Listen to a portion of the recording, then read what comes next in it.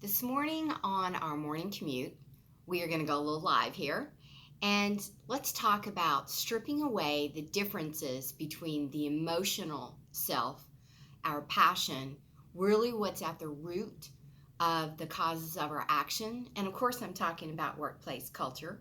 So, as you begin to pivot through the many things that happen throughout your day, I want you to kind of stop. And the challenge is to really pull apart what people are saying.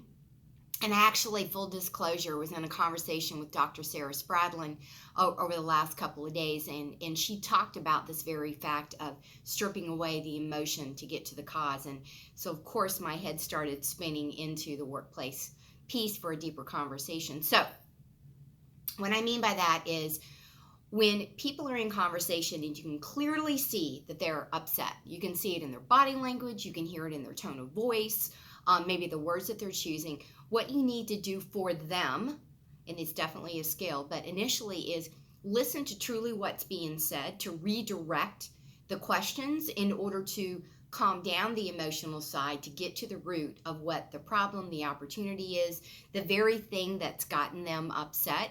Because if you can't remove the emotional layer, it's really difficult and it takes a lot longer to actually get to the core to find out what's truly being said.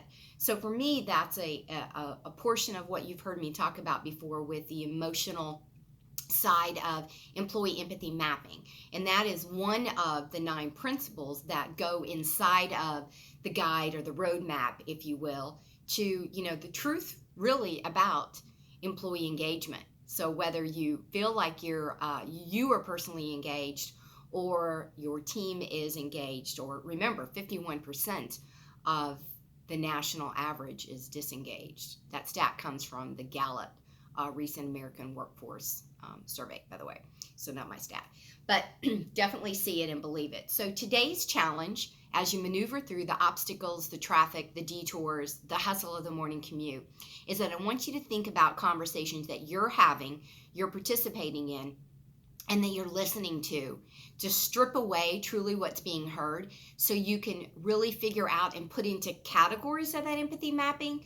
What are they saying? What are they doing? What are they feeling? What are they hearing? And how are they executing and taking into action?